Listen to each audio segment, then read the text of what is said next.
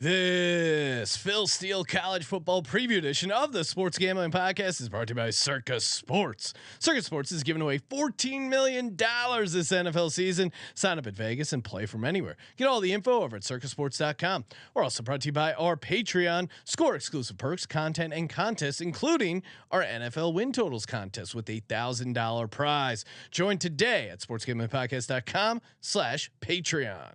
This is Mike Leach, head football coach at Mississippi State, and you're listening to SGPN. Let it ride.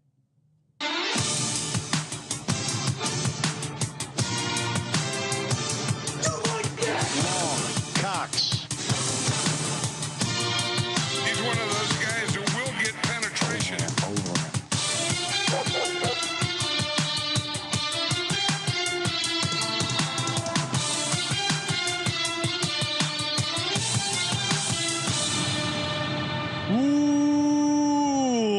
Welcome everyone to the Sports Gambling Podcast. I'm Sean, stacking the money green with my partner in picks, Ryan, Real Money Kramer. What's happening, Kramer?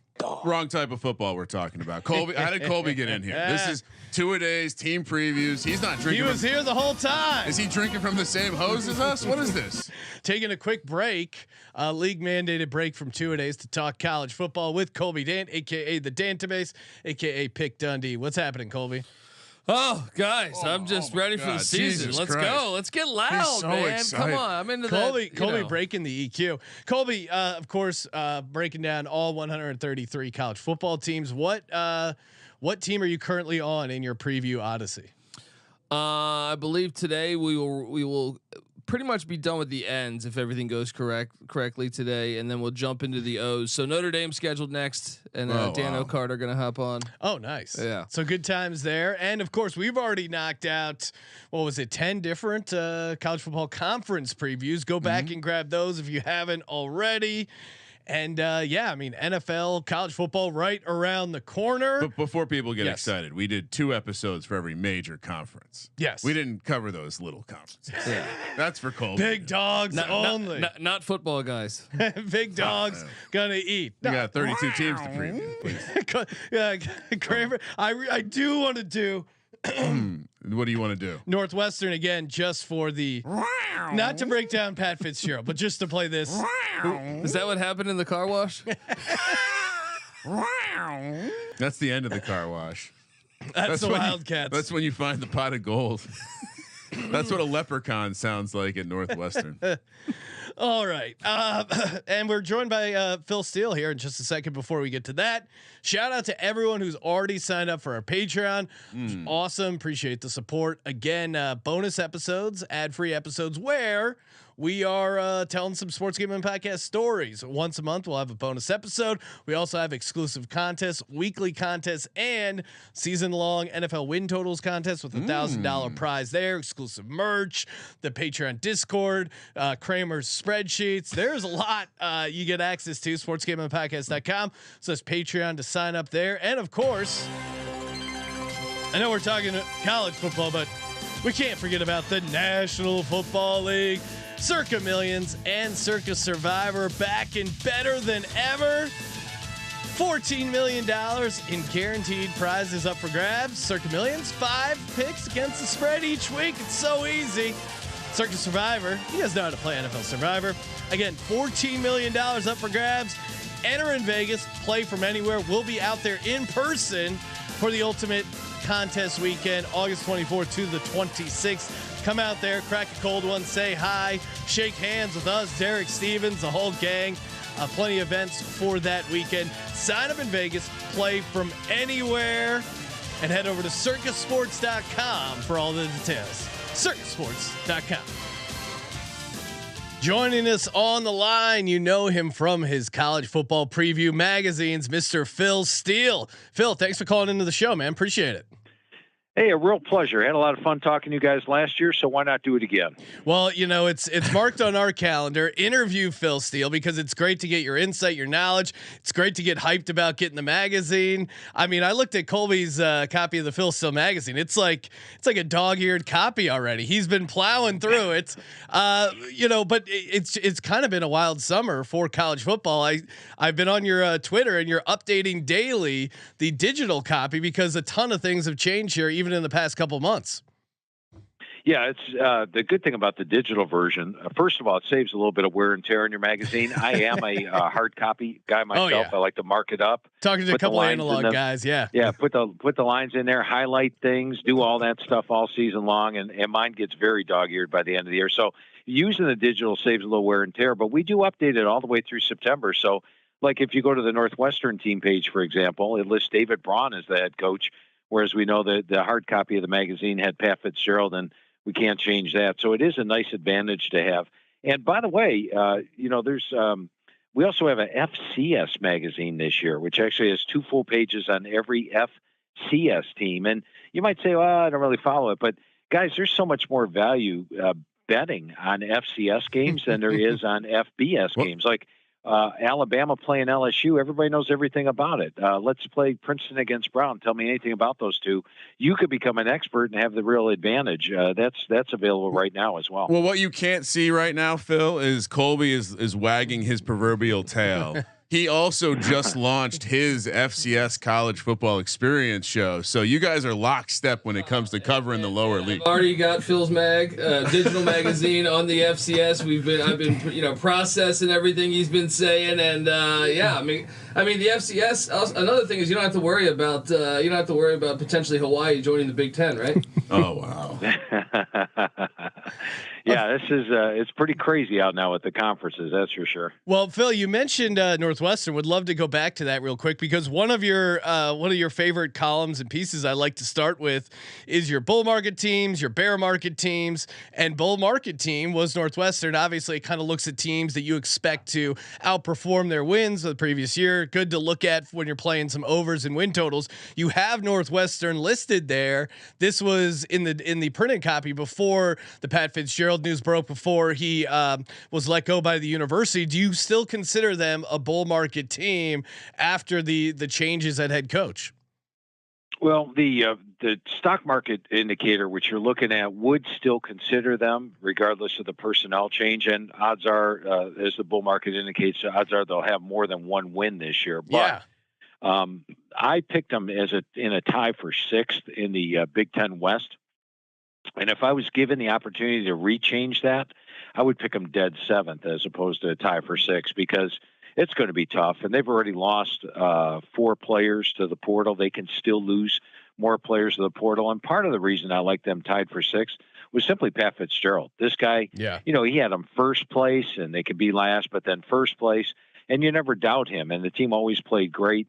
Now you look at the schedule this year and who they play and where they play them.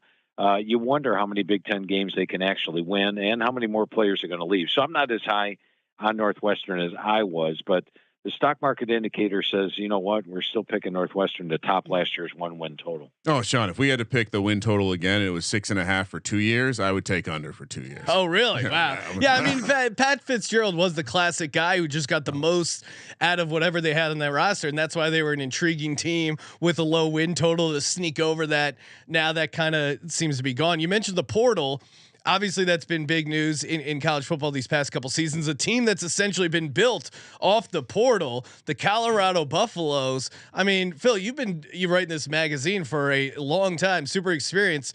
It's got to be tough to predict and prognosticate a team like the Buffaloes because of it's essentially a whole new team. How do you break that down? How do you look at a team like Colorado with so many unknowns? Yeah, it was tough. And in fact, I talked to every Pac-12 head coach. The only one I didn't talk to was Dion. And part of that reason was I do my interviews post-spring. His team was still in transition post-spring. I mean, I watched the spring game, and they had like 4 or 5 stars of the spring game all transferred out 2 weeks after the spring game was over. Now, there is no doubt. If you looked at this team, just talent, go position by position. They are improved at quarterback. They are improved at running back. They are improved at receiver.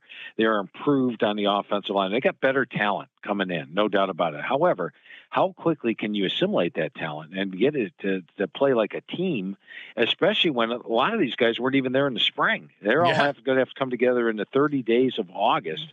And then you look at the schedule, and as much as the Pac-12 is getting beat up right now because of the conference shifts and the lack of a TV deal and things like that, there's talent in the Pac-12. You look at those top teams; the top 6 teams are very good, and their schedule. They open up with at TCU. They have Nebraska at home. I expect them to lose both of those. I was talking to Coach Norvell of Colorado State. And they're not happy about the fact that all the publicity in the state of Colorado is about Deion. They're going to catch an angry bunch of Rams in that game, and it's between Nebraska and Oregon and USC. So you look at the schedule. I'm asking you, where's the wins come from?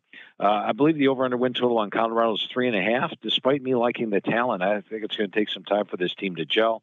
Schedule's tough. I'd actually lean with the under 3.5. Love that take. And I want to stick with the portal real quick and completely hijack the interview for selfish reasons.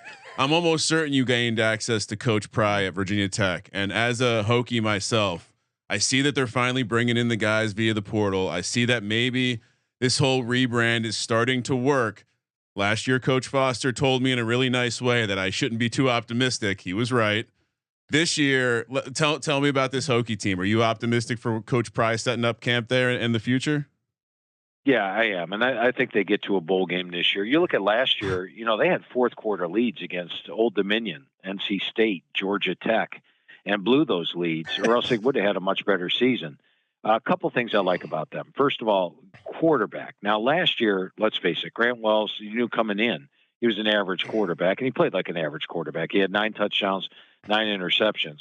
Talking to Coach Pry, he feels that Grant Wells is a much improved QB, but they also added Kyron Drones from Baylor, who gives you that running dimension out of the quarterback spot. He's one of the strongest players on the team. He's got good speed. He's tough. He's a worker. He's got all that. I think he wins the starting job and improves the quarterback position. They had North Carolina A&T running back in Tootin, and Tootin's a guy that had 1,000 yards last year. And here's the interesting thing I discovered this year going over the team. I talked to 123 of the 133 head coaches. And the thing that kept popping up to me was we would be talking about a player, and I would note, oh, he was an FCS transfer, and he did this. Oh, he was an FCS transfer, and he did this. About 75 to 80% of them came in their first year, FCS transfers I'm talking about, and performed. And I would start asking the coaches after a while when I was learning this, and I'd be like, the reason for it is that, A, they were productive. They weren't a Power 5 guy that hadn't played that's transferring in. They were a productive player. B, they come in with a chip on their shoulder. C, they're thankful for being there. And G, they might have just been overlooked in the original ratings and actually have the talent. I think Tootin fits that role. They also had Jalen Lane from Middle Tennessee, a wide receiver. And I think their defense now in the second year of Pry's system, which is more like what Foster's system was, will be improved. And then the schedule. They don't face Clemson, North Carolina, or Miami in the ACC. That's a nice plus to have as well. I do think Virginia Tech gets back to a bowl game this year. In fact, the majority of the games that I even have an underdog in this year, they're only a 3 to 7 point dog in those games. Continue. Oh, I was just going to say, Florida State's the only game I have a more than a touchdown dog. Well, and now they might be defecting to the Big Ten, so who knows? I will say, last thing to close out the Virginia Tech section. I assume he's one of the 123 coaches. With shame on those 10. The handshake was good with Coach Pry, right? Absolutely. Yeah, Coach. Yeah, Coach Pry's a very good coach. Nice. Enjoy talking to him every year, and we even venture off and talk a little off team, just Bud Foster and things like that. Nice. Phil, I was wondering, I feel like we preview every team here, and we've done it over the past 5 years, and the portal has been, I feel like, a bigger challenge each and every year. Last season, we saw a brand new head coach and Sonny Dykes come into TCU, and they were preseason picked 7th to finish in the Big 12 when they went to the national championship. So I think nobody had that in there. Them going to the national championship. Do you see another team that's like that potentially this year? And then also, I was just curious how do you find it much harder to break down all these teams with the constant portal movement?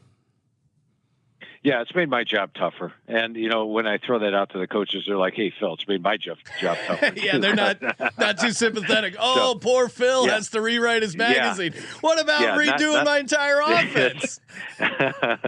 You have to re-recruit your team every year now as a head coach. So or I will say to them, "Boy, I feel sorry for you," and they're like, "Well, what about your job?" So we both feel sorry for each other in that respect. But let me address the portal situation first.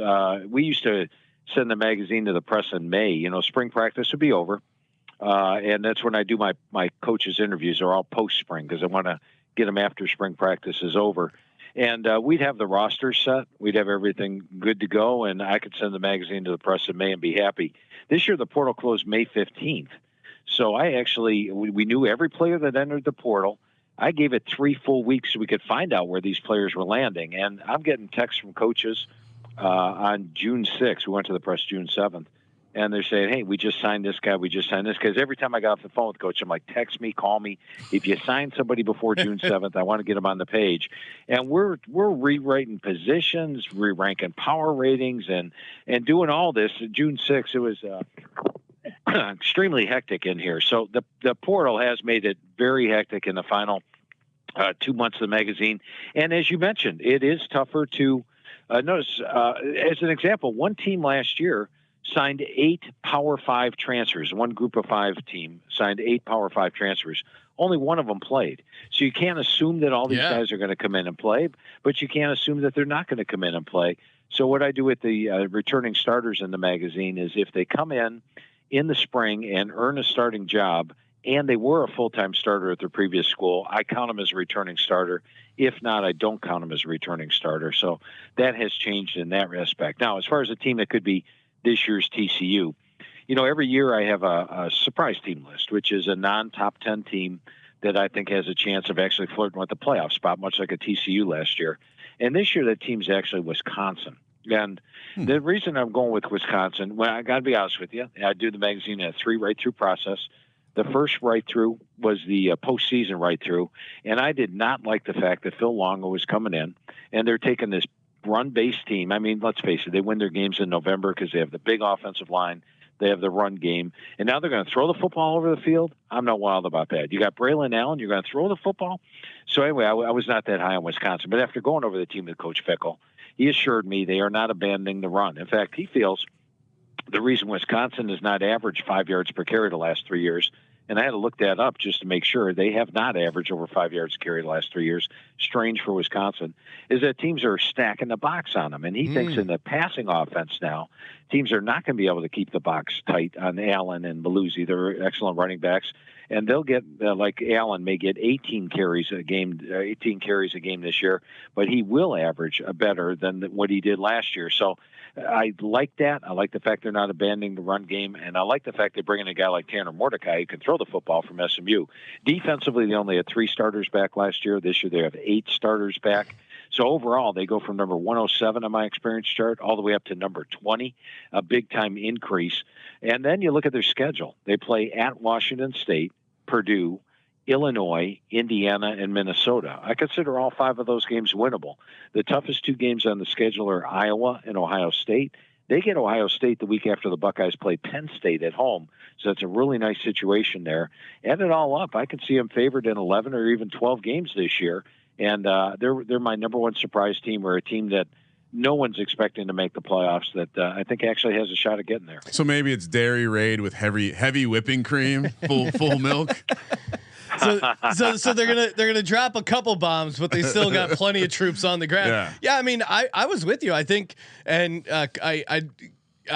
my take was like, man, Wisconsin going to be throwing the ball all the time. I'm out on that as a transition. Cheese curds don't pair well with the air raid. But if you're saying they're still committed to the running game, but they're just going to use maybe the air raid to open things up and see some favorable boxes, I like that much more. Speaking of air raid, Phil, Coach Leach, good friend of the program, Mike Leach, obviously, his sad situation there where he passed away, but this is the first college football season since 1988 that the Pirate won't be on the sidelines. And I was curious, What you thought he meant to the game, and maybe you had a good. I know you spent time talking to all these coaches, so I'm sure Coach Leach probably gave you some good comedy. I wonder if you wanted to tell any of those stories.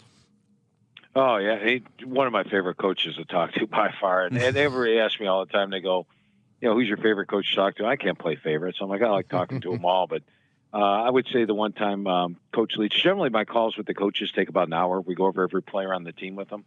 One time I was talking to Coach Leach. It was summertime. It was a Saturday. He wanted to talk to me on a Saturday, and it was I would say 2 hours and 45 minutes. He was walking on the beach. He was ordering pizza. We did everything. Fans were coming up to him, "Hey, coach," and he'd have his conversation with them. Then he'd come back to my conversation. So, yeah, I spent basically walking on the beach with him for 2 hours and 30 minutes, 2 hours and 45 minutes one time in the summer. It had to be one of my favorite calls. A long call, but very entertaining. Hey, this guy out there is parasailing, and he talked to me about parasailing and things like that. So that was a lot of fun. Now, as far as Mississippi State goes this year, I think they do have talent. Arnett's switching up the offense. They're going to run the football more, and I don't mind that. They've got the running backs with Marks and Lee and Pittman. You look at the offensive line; it's a veteran group. They've been to 13 consecutive bowl games. I think what I don't like about Mississippi State this year is their schedule. I think talent-wise, they're in the middle of the pack of the SEC, which means they'll probably be an underdog when they go on the road against South Carolina, Arkansas, Auburn, and Texas A&M. All four of those teams are similar or even better than they are and will be favored. Then they host Alabama and host LSU. Those are two more games they're going to be an underdog in. So they could be favored against Kentucky. The Mississippi game might be a toss-up game in the Egg Bowl at the end of the year. So I don't think they're going to have a great record. I don't think they'll match last year's 9-win total. And if I was picking them over under, I would probably go under the 6.5, just based on the schedule and the fact they'll be an underdog in at least 6 of their SEC games. I will say, if you haven't had a Coach Leach Keys conversation, yeah, where Florida Keys, yeah, he just hangs out in the Keys, talks to all his neighbors, and also conducts an interview. You haven't done college football. Phil, I wanted to ask you also this one. Last year, I was on a couple radio shows or podcasts that I think laughed me off the show when I said Kansas would make a bowl game, right? And I asked you last year, and to your credit, you said, I think maybe. Right. So I got to continue to, dive into the Kansas Jayhawks and Lance Leipold year 3. What do you think they can accomplish this year? And I told Coach Leipold, I said, Coach, you're making it tough for me. I used to be able to pick Kansas dead last in the Big 12 and move on. And now I got to do some more anymore. And you know what he said? He said, I'm not sorry, Phil.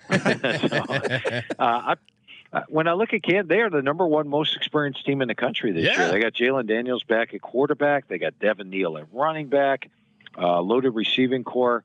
This team is clearly better than they were last year. Leipold did a great job building the team in Buffalo. I think he's doing a great job building this team here. They've got 17 returning starters coming back. Now, this is a team that played a manageable schedule last year and struggled down the stretch. When you look at the schedule this year, the Illinois game, I think, is going to be huge for them early on. Illinois is rebuilding a little bit. If they can get that one, then they've got a shot at opening up 4-0 before they travel to Texas. They'll be an underdog at Texas, at Oklahoma State, home against Oklahoma, and at Iowa State. And then how they finish the season is going to be huge. So how they start and how they finish is big. I think they have a rough stretch in the middle of the season where they might drop 4 of their 5 games, but how they start and finish will be the key as to whether or not they get back to a bowl. But I like the fact they had bowl practices last year. Yeah. That's another big plus and something they haven't had before. And don't underestimate bowl practices. That gets you 15 extra practices with the team and puts you ahead for the next year. I feel like we got to change that rule. Just let the bad teams practice too. It might help them out. Are we crazy enough to say Heisman hopeful? Jalen Daniels is 100-1. We've been giving out him as a long shot. Are we maniacs, Phil?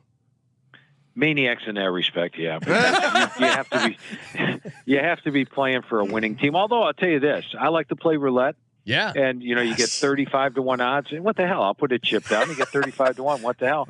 Put a small chip down, but don't put a major wager on that thing. But you have to really be playing for a team that's in contention for the playoff and having a great season. I don't see Kansas getting there, but I tell you what, 100 to 1, throw a buck on it. What the hell? Pizza bet we call it here. Now, what about what do you like in that maybe 25 to 35, maybe more reasonable shot at winning the Heisman Trophy this year? I'm going to throw two names at you, and I believe they're both 18 to 1, and I think both are solid value in that respect. The first one is Sam Hartman of Notre Dame. Yeah. When you looked at Notre Dame last year, they had the defense, they had a good run game. The thing they really lacked was a quality quarterback. They had a backup quarterback in Drew Pine playing. Now they got one of the best quarterbacks in the country in Sam Hartman. They've got the running backs. Audric Estime is outstanding. They got Price and Ford and Love. In fact, they're so deep at running back, they moved Chris Tyree to slot back. They've got the tight ends are loaded. The offensive line is outstanding, especially they got two potential high draft picks at tackle and Fisher and Alt. Then you look at them defensively. This is a Marcus Freeman defense. He's got practically everybody back, and they're number 6 on special teams. So look at their schedule. They get Ohio State at home. They get USC at home. Okay. So if they beat Ohio State, I've got that game as a toss up. I know they're an 8.5 point dog, but I think Notre Dame's got a shot there. Let's say they beat USC head to head. Okay. You just beat the Heisman Trophy winner. Now all of a sudden Hartman's way up there in the Heisman thing. Even if they lose to Clemson, I think he'd have a shot at making it. 18 to 1 is pretty good odds. And then the other one is with Georgia. I believe it's also 18 to 1. You guys can look up the odds while I'm talking about these to see if I'm correct on them. I haven't really scoured the odds things on it, but it would be Carson Beck of Georgia. And Carson Beck is 6'4", 215. He was my number 6 rated quarterback out of high school. He's been at Georgia for 4 years. He's got my number 1 offensive line in front of him. Not only does he have the Mackey winner back and Brock Bowers, but he's got a transfer from Mississippi State, Ra Thomas, who was actually the leading receiver at Mississippi State last year. Dominic Lovett, the leading receiver at Missouri last year, both joined the team along with McConkey and Smith. So they're loaded in that area. It's going to be a potent offense. They're going to be a double-digit favorite in every game. And much like I mentioned with Jalen Daniels, that you have to have a winning record. Well, a double-digit favorite in every game. If Georgia's undefeated, you're the starting quarterback for the undefeated team at the end of the year, putting up good time numbers, you have a shot at winning the Heisman. So I would put him up there as well. Carson Beck 20 to 1. Sam Hartman 16 to 1. Again, seems like great value, especially when I see a guy like Jordan Travis at 14 to 1. Yeah, no, you laid out a good case there. Speaking of starting quarterbacks, I think it's been a while since we have the Alabama quarterback situation kind of up in the air this late into the season. Do you still lock in Alabama as the favorite to win the SEC West, or do you think this could be LSU's year with the uncertainty at the quarterback position? I think they have 3 good candidates. Tyler Buckner, Jalen Milroe, Ty Simpson are all capable quarterbacks with the supporting cast they have. I think they'll be good, whoever wins the job. But I think Bama is beatable in the West. But I'm going to throw not just LSU out at you. I'm going to throw out Texas A&M. Ooh, yeah. I saw you had them as their surprise team. And I feel like they were on a couple of your metrics as far as teams. Bobby Petrino, baby. Yeah, let me explain that one to you. You know that A&M's been recruiting just like Ohio State has, and just like LSU has, and just like Alabama has. So they have the talent. Well, last year when I was going over the team with Coach Fisher, we'd get to the end of a position like offensive line, and he'd say, "Phil, we're going to have one of the top offensive lines in the country next year." And the reason for that was they were number 124 in my experience chart last year, one of the least experienced teams in the country. Then you look at what happened. They lost to Nia Smith, their top wide receiver, week 4. They had 3 different starting quarterbacks due to injury. The defense was banged up. The offensive line had 3 freshmen start in 1 week. So this is a team that was very banged up. They finished 5-7. But guess what? They beat LSU 38-23, and they're taking on number 1 Alabama on the road with this 5-7 team. Right? They're at the 2-yard line at the end of the game, thrown in the end zone with a chance to win on the final play, down by 4 points, and that was in a miserable season. Now they come back this year. They've got Petrino as the offensive coordinator. He's got a lot of talent around him. They get Smith back at wide receiver to join Stewart and Thomas. Connor Wegman really impressed me at the end of the year. That offensive line that Coach Fisher said would be one of the best this year will be one of the best this year. They're a dangerous team. In fact, October 7th, you might circle that one.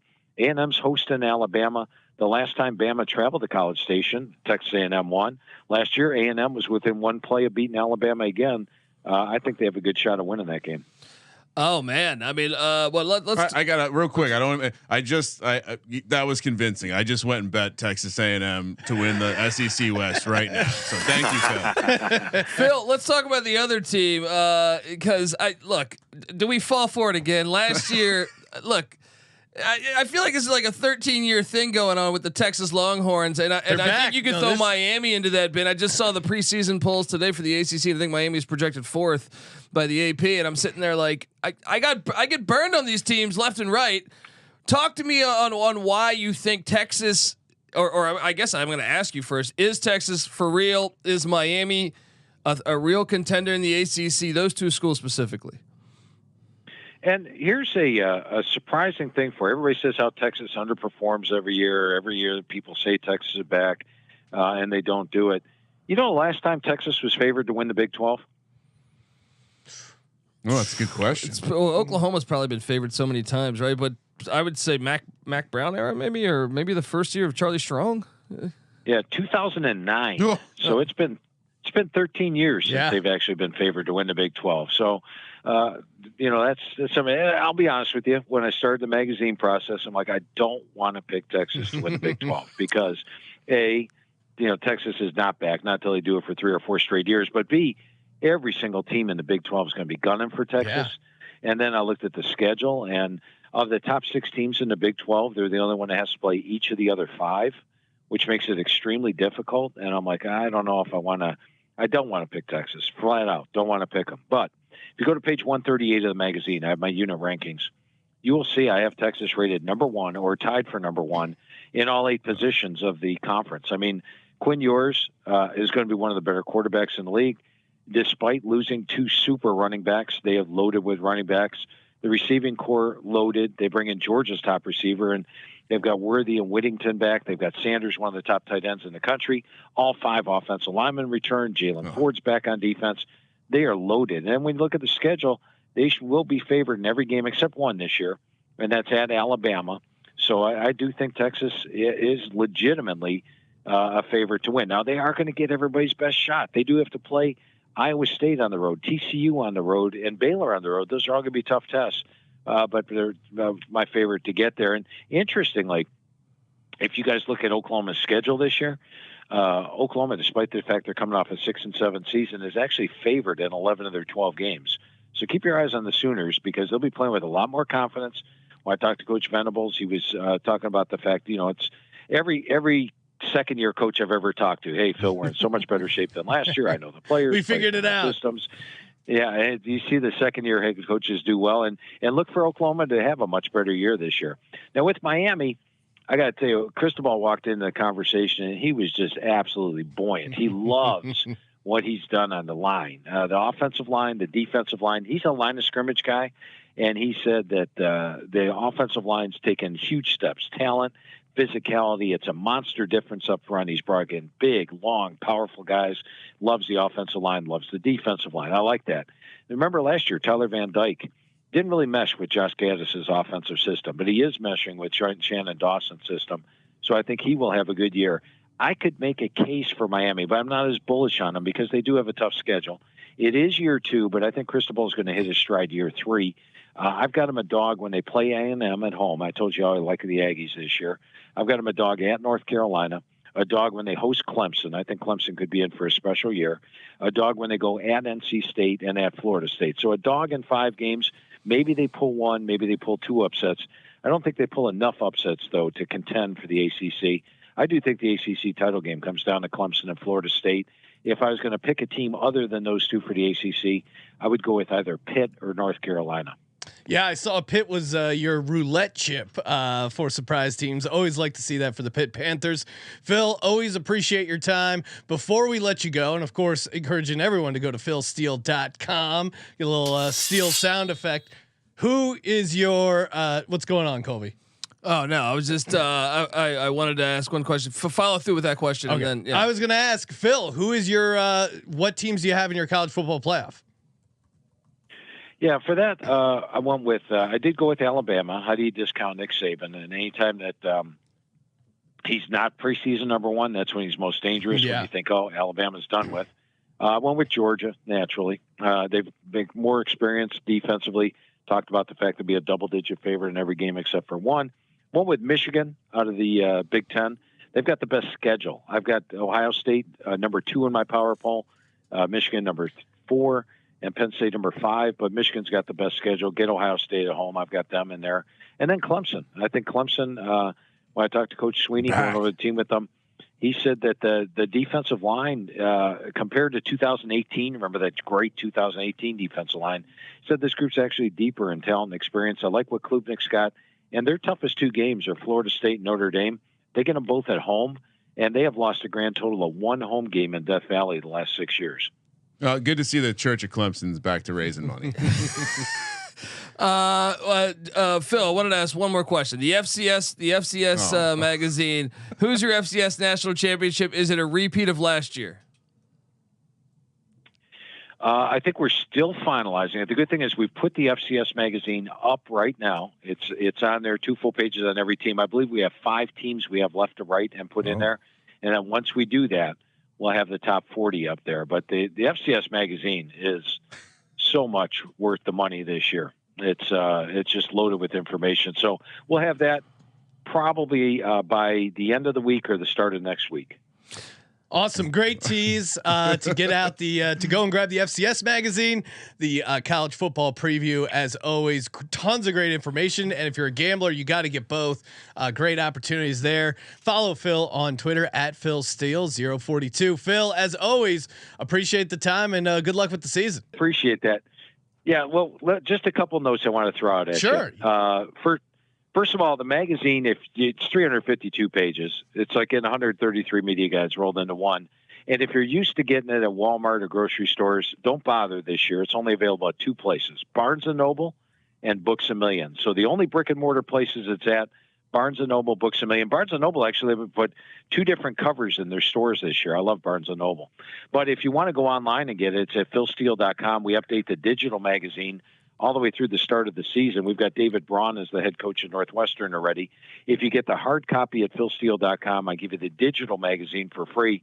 And if you like what you heard, I also have a newsletter each week called Inside the Press Box.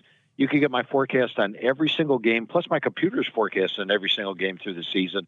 Just go to philsteele.com and check out the Inside the Press Box newsletter. But guys, I got to tell you, it was a fun call. I always enjoy talking football with you guys. I knew I had fun last year, and I had even more fun this year. Well, always appreciate it. And again, we have fun. It's like Christmas in July when we get the magazine. So excited when it comes in the mail. philsteele.com. Make sure you go there. And just you can't be gambling on college football without the Phil Steele football guy. You're crazy. The Godfather. He's the Godfather. The Godfather. Yeah. The Don. Yeah. Thank you, Don. Phil Steele. Appreciate the time. And good luck with the season. Let's kill him this year. Yeah, a lot of fun as always, guys. Thanks for having me on today. All right, take it easy. Thanks again to our good buddy Phil Steele, and we even got the Phil Steele sound effect ready to go. Of course, make sure you sign up with our Patreon. Support the war against corporate gambling. SportsGamblingPodcast.com/Patreon. Subscribe to the College Experience so you can catch up on all 133 team previews. What do you think Coach Leach was saying about parasailing? Yeah, that's a great question. I could see him. It's not natural. Yeah, it's not natural to fly through the sky. Then you probably drift to a conversation about the Wright brothers. What are the odds that the 2 guys who invent flight are also brothers? And you could just see him going down an entire rabbit hole. There's probably very little talk about football. Yeah, if you had to set an over under 2 hours and 45 minutes, I'd say 7 minutes on football, and it was very just yeah, that's who's starting. Okay, yep. All right, yeah. Anyway, this lady that just walked by me had a Hawaiian pizza. It's pineapple the kid who and ham. Who thought that would go together? Well, the Hawaiian people. Some say they used to be they used to eat humans, and that's why they like spam. Like I could just see them going down some crazy. The pirates first put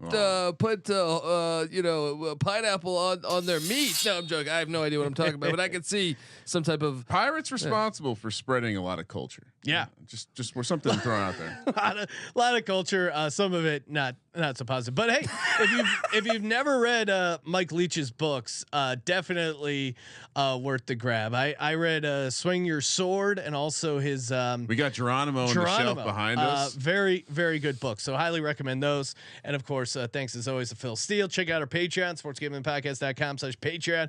Kramer and I will be back with more NFL team previews. Thank you for participating in the Sports Gambling Podcast. For the Sports Gambling Podcast, I'm Sean, stacking the money green, and he's Ryan. Steel sharpens steel, Sean. Kramer, let it ride.